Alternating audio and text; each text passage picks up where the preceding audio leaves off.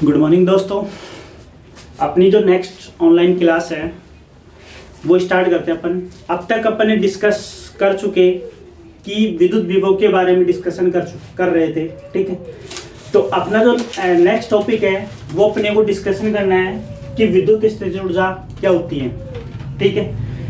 तो अपन ने पहले विद्युत विभव निकाला, तो विद्युत विभव निकालने से पहले अपन ने विद्युत क्षेत्र निकाला, ठीक है। तो विद्युत क्षेत्र के अकॉर्डिंग ही अपन क्या निकाल सकते हैं, विद्युत क्षेत्र विद्युत विभव की गणना कर सकते हैं, ठीक है। अब अपने को निकालना है विद्युत स्थितिज ऊर्जा, ठीक है।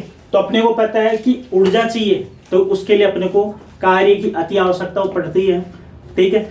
तो ऊर्जा निकालेंगे तो पहले कार्य की गणना करेंगे। कार्य ही किसके रूप में होता है, ऊर्जा के रूप में होता है, ठीक है। तो अपने को पता है कि कार्य करने की दर को क्या कहते हैं, ऊर्जा कहते हैं। समझ में बात। तो पहले इसके लिए क्या करना है, कार्य निकालना है, ठीक है। तो देखो, यदि किसी आवेश के विद्युत क्षेत्र में अन्य किसी आवेश को अनंत से विद्युत क्षेत्र में दी गई स्थिति तक लाने में किया गया कार्य ही विद्युत स्थितिज ऊर्जा के रूप में संचित रहता है, ठीक है। विद्युत स्थितिज ऊर्जा एक अदिश राशि होती है, ठीक है। विद्युत स्थितिज ऊर्जा का एसआई मात्रक जूल होता है, ठीक है। तो विद्युत ऊर्जा के अन्य मात्रक भी होते हैं। विद्युत स्थितिज ऊर्जा के अन्य मात्रक, ठीक। तो पहले बात करते हैं एक इलेक्ट्रॉन वोल्ट। एक इलेक्ट्रॉन वोल्ट, तो इसका मतलब होता है कि इलेक्ट्रॉन वोल्ट का मतलब हो गया 1.6 इंटू 10⁻19 जूल। तो एक इलेक्ट्रॉन वोल्ट के बराबर कितना होता है, 1.6 इंटू 10⁻19 जूल। समझ में आएगी बात। दूसरा है कि एक मिली जूल, तो इसका मतलब हो जाता है 10⁻³ जूल। समझ में आई बात। फिर आ जाता है एक नैनो जूल, तो इसका मतलब हो जाता है 10⁹ जूल। समझ में आएगी बात। और एक हो जाता है 1 टेरा जूल, तो इसका मतलब होता है 10⁻12 जूल। तो इसके ये अन्य मात्रक है ऊर्जा के, ठीक है। तो आप इसका एक बार स्क्रीनशॉट लीजिए। अब बात करते हैं कि आवेशों के निकाय के कारण कि स्थितिज ऊर्जा की गणना कैसे करते हैं, ठीक है। तो किसी भी निकाय के कारण यदि आपको स्थितिज ऊर्जा निकालनी है तो पहले उसके लिए क्या चाहिए, कार्य की गणना करनी पड़ेगी अपने, ठीक है। तो कार्य ही किसके रूप में होता है, स्थितिज ऊर्जा के रूप में रहता है। समझ में ही बात। आपको ऊर्जा को इसी निकालनी हो, गतिज ऊर्जा निकालनी हो या स्थितिज ऊर्जा निकालनी हो, ठीक है। तो उसके लिए कार्य की अति आवश्यकता पड़ती है अपने को, ठीक है। तो देखो दो आवेशों के निकाय के कारण विद्युत स्थितिज ऊर्जा, विद्युत स्थितिज ऊर्जा। ठीक है, देखो ये मेरे पास दो आवेश है या दो आवेशों का निकाय है। ठीक है, ए और बी बिंदु है। इस बिंदु ए पर Q1 आवेश है, जबकि बिंदु P पर क्या है, B पर कौन सा है, Q2 आवेश है। दोनों आवेशों की जो नेचर है वो सेम है। ठीक है, तो अपन क्या कर सकते हैं कि ये जो दोनों हैं वो एक दूसरे से स्मॉल r दूरी की डिस्टेंस पर है। ठीक, अपन क्या कर सकते हैं कि इस Q1 आवेश के कारण बिंदु B पर क्या निकालना है, विभव निकालना है। समझ में बात? क्यों? क्योंकि जो बिंदु B है वो इस A बिंदु से कितनी दूरी पर है, r दूरी पर है। तो r दूरी पर स्थित बिंदु P पर क्या निकालना है, अपने को विभव निकालना है।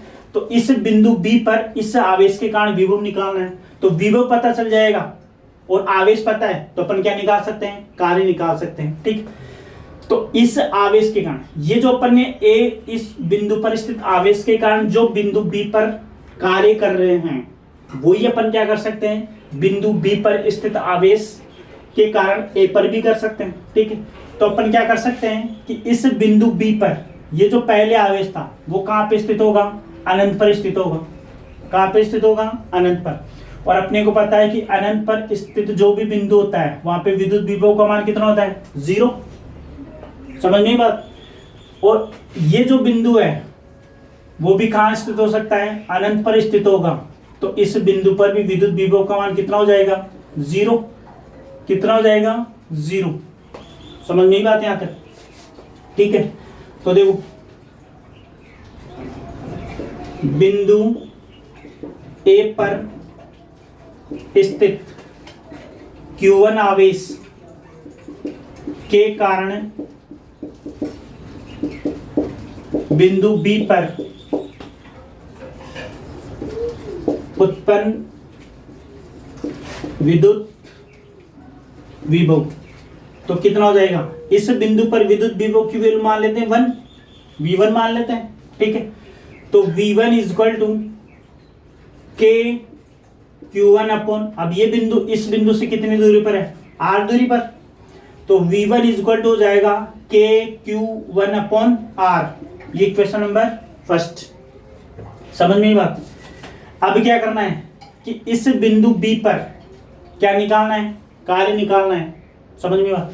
क्यों? क्योंकि ये जो बिंदु B पर स्थित आवेश था Q2 उसको पहले अपन अनंत पर था, अनंत पे स्थित, अनंत पे रखा गया था। ठीक है, तो अनंत पर जब कोई आवेश रखा गया है तो उसको विद्युत क्षेत्र में स्थित किसी बिंदु तक लाने में क्या किया जाता है, कार्य किया जाता है। और वो कार्य किसके बराबर होता है, विद्युत विभव के ऊर्जा के बराबर होता है। ठीक है, तो पहले अपने को क्या करना है, कार्य निकालना है। बिंदु B पर Q2 आवेश, बिंदु B पर Q2 आवेश को अनंत से लाने में किया गया कार्य, तो कार्य कितना हो जाएगा, W।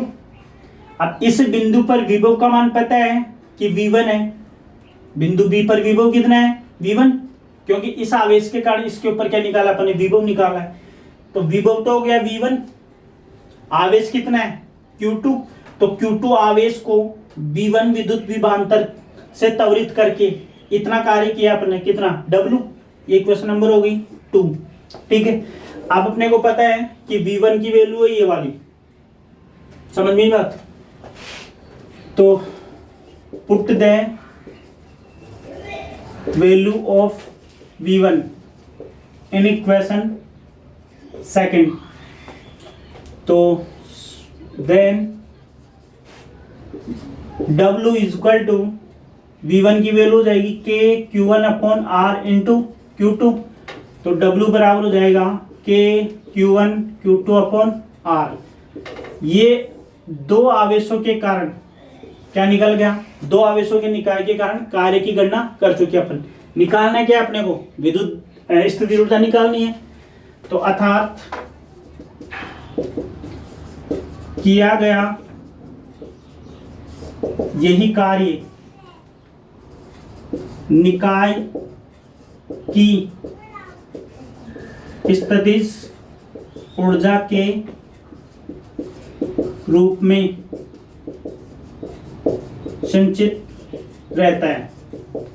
विद्युत स्थिर ऊर्जा की परिभाषा यही थी। तो अतः U इज इक्वल टू के Q1 Q2 अपॉन R। तो ये दो आवेशों के निकाय के कारण क्या निकल गई, विद्युत स्थिर ऊर्जा निकल चुकी है अपने पास। ठीक है, तो दो आवेशों, यदि आपको दो आवेश दिए गए हैं और आपको कहा जाए कि इसके कारण विद्युत स्थिर ऊर्जा की गणना कीजिए, ठीक है, तो वो आपको इस प्रकार करनी है। ठीक है, आप इसका एक बार स्क्रीनशॉट लीजिए। नेक्स्ट टॉपिक के बारे में अपन क्या करते हैं, डिस्कशन करते हैं।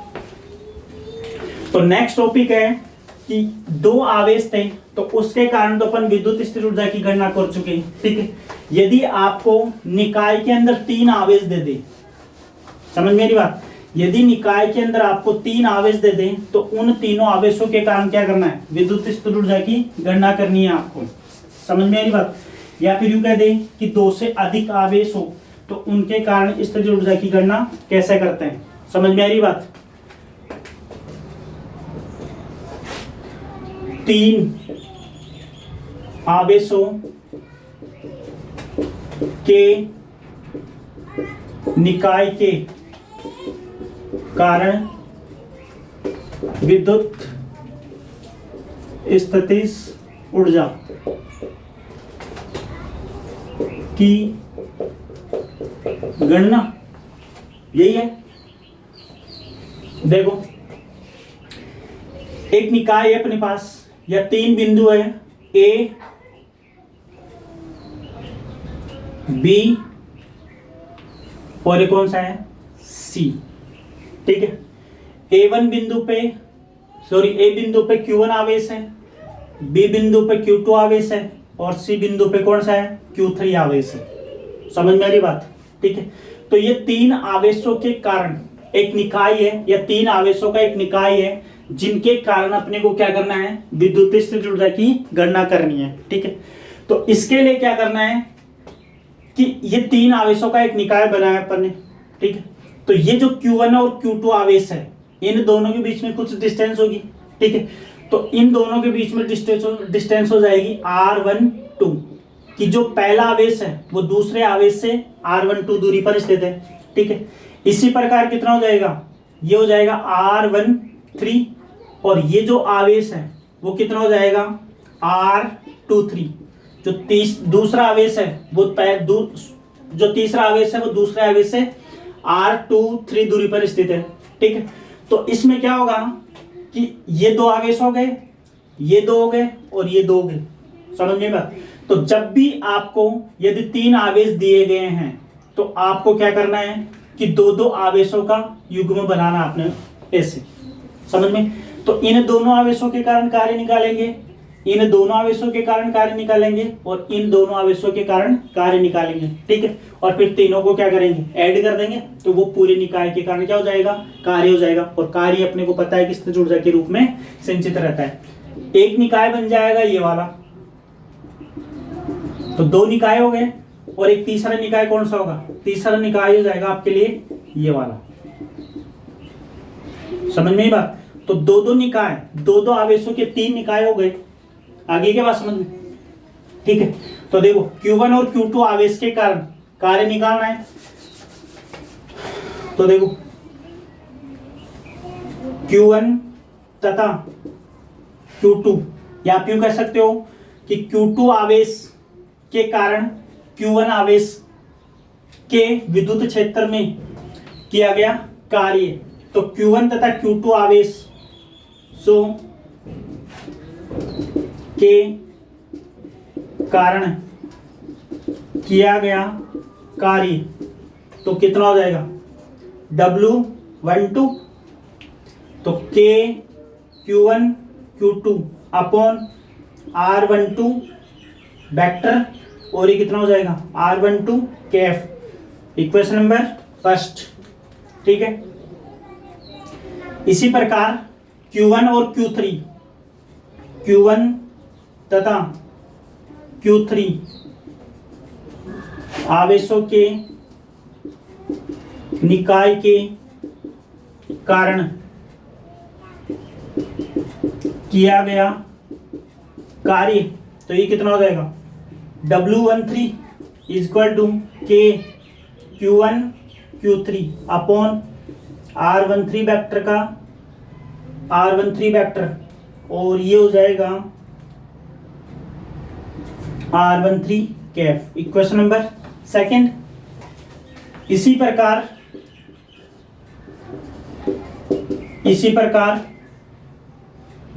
Q2 व Q3 आवेशों के निकाय के कारण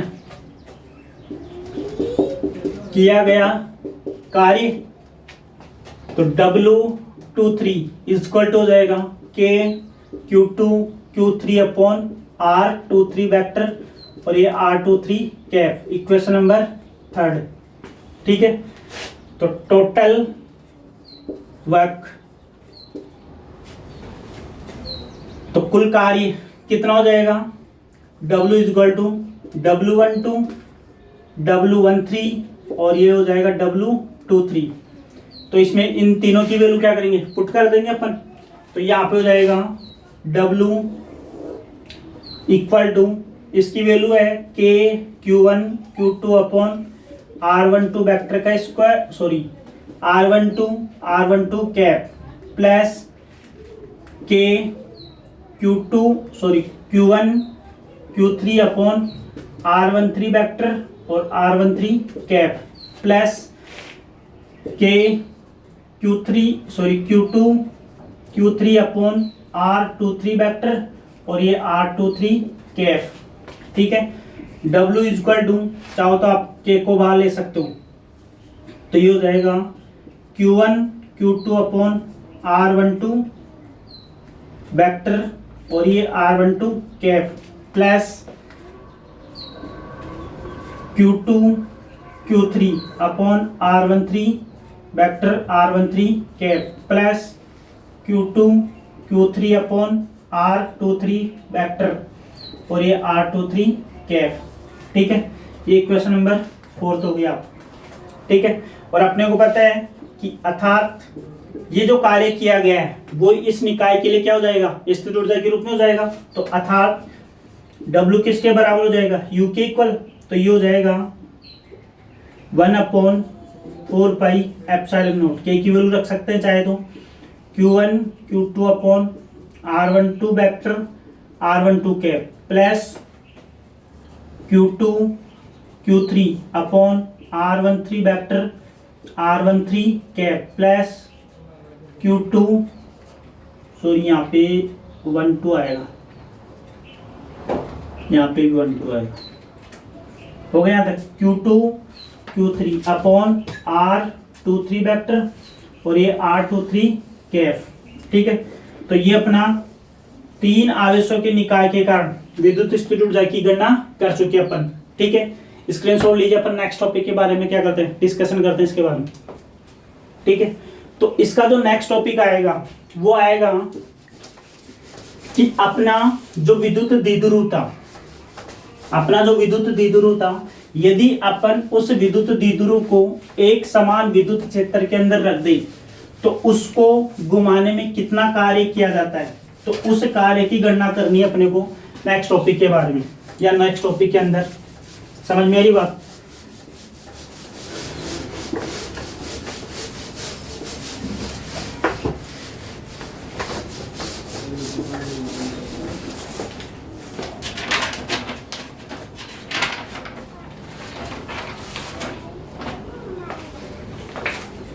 देखो नेक्स्ट टॉपिक अपना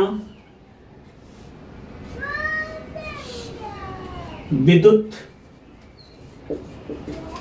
द्विध्रुव को घुमाने में किए गए कार्य की गणना। ठीक है, देखो माना AB एक विद्युत द्विध्रुव है जिसका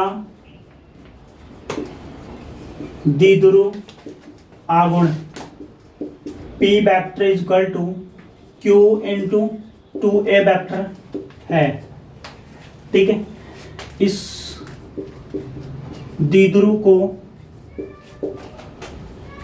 विद्युत क्षेत्र में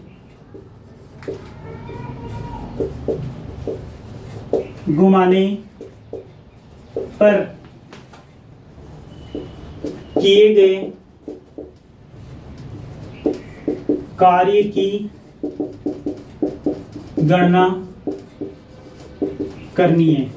ठीक है, क्या करना है? कार्य की गणना करनी है अपने को इसके लिए। आ रही बात समझ में? ठीक है, तो देखो ये अपने पास विद्युत क्षेत्र है, ये वाला मतलब समरूप विद्युत क्षेत्र है। ठीक है, तो उस समरूप विद्युत क्षेत्र के अंदर एक विद्युत द्विध्रुव रखा है। ये समरूप विद्युत क्षेत्र है जिसकी क्वांटिटी कितनी है? ई वेक्टर है। ठीक, तो इस ई विद्युत क्षेत्र के अंदर एक विद्युत द्विध्रुव रखा है। तो इस विद्युत द्विध्रुव की जो प्रारंभिक स्थिति है वो इस विद्युत क्षेत्र के साथ में थीटा कोण पर है। समझ मेरी बात? कितनी है? थीटा कोण पर है। तो ये इसका ए बिंदु है और ये बिंदु बी। इस बिंदु बी पर प्लस क्यू आवेश है और इसके ऊपर कौन सा है? माइनस क्यू आवेश है। ठीक है, तो इसके ऊपर बल लगेगा और इसके ऊपर भी क्या करेगा? बल लगेगा।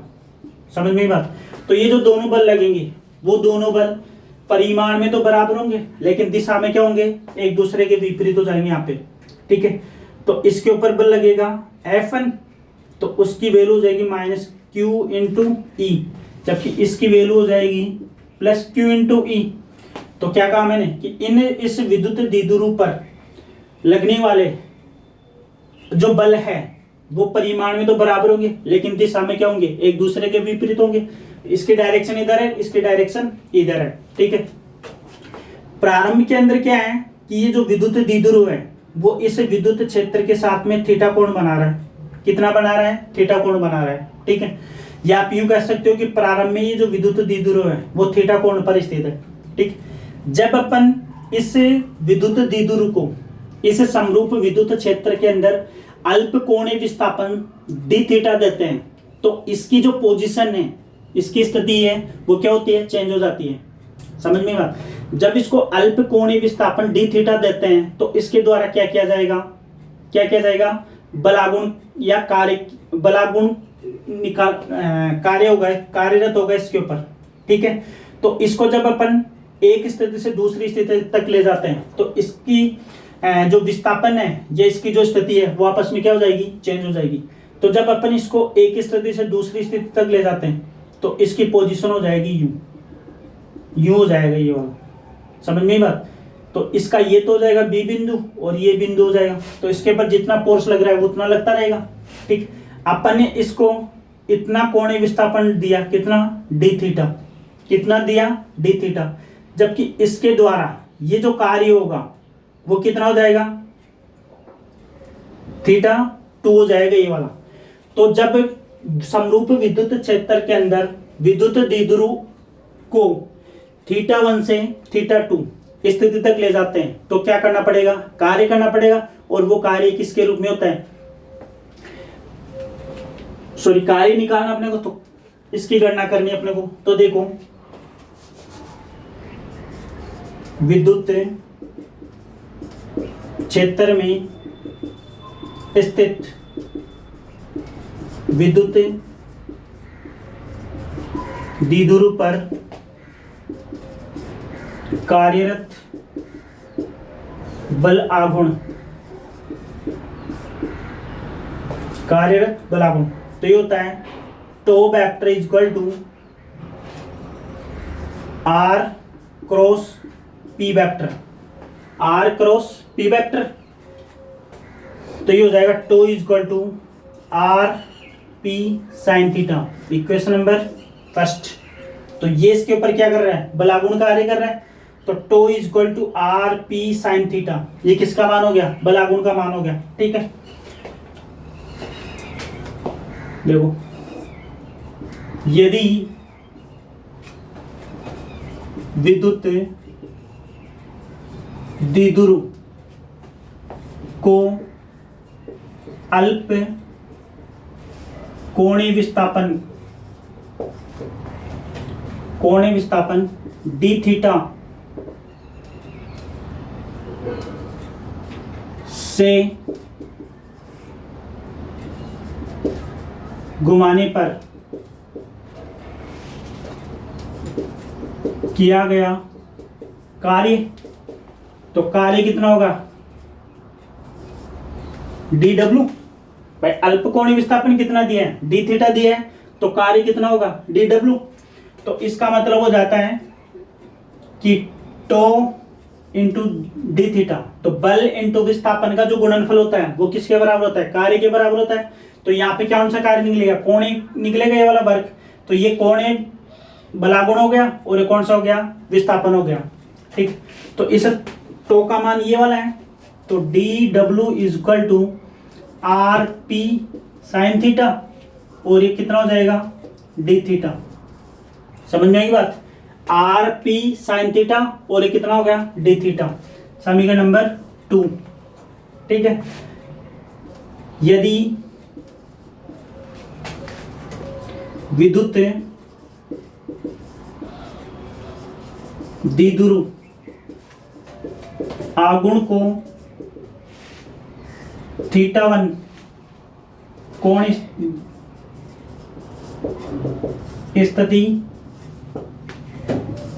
θ1 से θ2 तक घुमाने पर किया गया कुल कार्य, तो इसका कुल कार्य हो जाएगा W बराबर, तो क्या करना पड़ेगा, समाकलन करना पड़ेगा, यहाँ पे क्या करना पड़ेगा, इंटीग्रेशन। तो लिमिट हो जाएगी θ1 से θ2, और कार्य कितना है, dW, तो इस dW की वैल्यू यही है, तो यहाँ पे रख देंगे W बराबर θ1 से θ2, ये हो जाएगा आर पी साइन थीटा और ये डी थीटा। ठीक है, तो W बराबर आर पी को तो अपन बाहर ले लेते हैं, ये हो जाएगा θ1 से θ2 और ये साइन थीटा डी थीटा। समझ मेरी बात यहाँ तक। तो अपन इसके लिए कुल कार्य निकाल रहे हैं, तो W equal to R P, इसकी लिमिट कितनी है, θ1 से θ2, तो θ1 इसकी प्रारंभिक स्थिति है, जबकि θ2 क्या है, इसकी फाइनल पोजीशन है, ये वाली। समझ में आई बात। तो ये प्रारंभिक है और ये कौन सी है, अंतिम है। तो प्रारंभिक स्थिति से इसको लास्ट जो पोजीशन है वहां तक अपने को क्या कराना है, इसको मूव कराना है। तो जितना मूव कराएंगे उसके अकॉर्डिंग अपने को इसका वर्क मिल जाएगा, कार्य मिल जाएगा। ठीक है, आप इसका एक बार स्क्रीनशॉट लीजिए, आगे सोल्व करते हैं इसको। तो देखो अब इसको क्या करना है, इसका अपने को क्या करना है, समाकलन करना है इसका। ठीक है, तो जैसे आप इसका समाकलन करोगे क्या निकल जाएगा, टोटल कार्य निकल जाएगा इसका, कि कितना कार्य आएगा।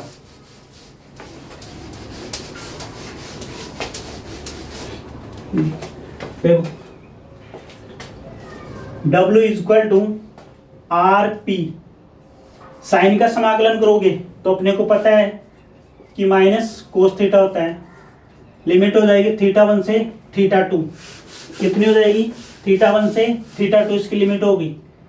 तो W is equal to minus को बाहर ले लो, तो माइनस आर पी, ये हो जाएगा। पहले अपर लिमिट रखनी है तो कोस θ2, फिर लोअर लिमिट रखनी है, ये हो जाएगा कोस θ1। माइनस को हटाओगे तो इसकी पोजीशन चेंज हो जाएगी, ये आपस में इंटरचेंज हो जाएंगे। तो कोस θ1 माइनस कोस θ2, ये इक्वेशन नंबर 4। तो जब आप किसी विद्युत द्विध्रुव को एक स्थिति से दूसरी स्थिति तक घुमाते हो या एक स्थिति से दूसरी स्थिति तक ले जाते हो कुछ कोणीय विस्थापन देकर, ठीक है, तो उस स्थिति में इतना कार्य किया जाएगा, W बराबर RP cos theta minus cos theta 2, ठीक है। देखो यदि थीटा 1 इक्वल टू 0 डिग्री तथा cos theta equal to theta 2 equal to theta हो तो किया गया कार्य मतलब क्या हो कि इसकी जो प्रारंभिक स्थिति है वो जिस डायरेक्शन के अंदर विद्युत क्षेत्र है उसी डायरेक्शन में यदि अपन विद्युत द्विध्रुव की दिशा रख दें तो इसके अंदर थीटा की वैल्यू कितनी हो जाएगी 0 डिग्री, और 0 डिग्री से अपन इसको अल्प कोणीय विस्थापन थीटा दे तो इन दोनों स्थितियों के बीच में कितना कार्य किया जाएगा उसकी गणना करते हैं। तो W equal to RP cos theta 1 की वैल्यू 0 माइनस cos थीटा 2 की वैल्यू थीटा, तो W बराबर हो गया RP cos थीटा cos 0 की वैल्यू होती है 1 और इसकी वैल्यू जाएगी cos थीटा, ऐसे कैसे आ जाएगा, तो इसकी गणना हो गई ये वाली, मतलब ये कार्य निकल चुका अपना कितना W बराबर RP 1 माइनस cos थीटा, ठीक है। अब इसकी कुछ विशेष स्थितियां हैं जो अपने को उनके बारे में भी क्या करना है, डिस्कशन करना है, ठीक है। आप इसका एक बार स्क्रीनशॉट उड़ लीजिए, ठीक है। तो इसकी जो विशेष स्थितियां हैं उनके बारे में अपने को क्या करना है, डिस्कशन करना है, समझ में आ रही बात। तो देखो इसकी पहली विशेष स्थिति, विशेष स्थितियां, पहली विशेष स्थिति है यदि थीटा इक्वल टू कितना 0 डिग्री, हाँ देखो W इक्वल टू ये था अपना RP 1 माइनस cos थीटा, तो cos थीटा की वैल्यू कितनी है 0 रखेंगे यहाँ पे तो ये 0 हो जाएगा यहाँ पे, तो cos 0 का मान 1, तो 1 माइनस 1 कितना हो जाएगा 0 हो जाएगा, 1 माइनस 1, तो W बराबर कितना हो गया 0। यदि आप थीटा की वैल्यू 0 लेते हो तो इसमें क्या होगा कि जो विद्युत द्विध्रुव है वो विद्युत क्षेत्र की डायरेक्शन में होगा, तो जब ये डायरेक्शन में होगा तो यहाँ पे इसका कार्य कितना हो जाएगा 0। नंबर 2, यदि थीटा इक्वल टू कितना हो 90 डिग्री हो तो मतलब विद्युत क्षेत्र के यदि विद्युत द्विध्रुव को परपेंडिकुलर रखा जाए, लंबवत रखा जाए, तो यहाँ पे थीटा की वैल्यू कितनी हो जाएगी 90 डिग्री, तो W बराबर RP cos 1 माइनस cos 90, तो cos 90 की वैल्यू कितनी होती है 0, तो W बराबर हो गया RP, तो ये इसका मैक्सिमम कार्य ये वाला।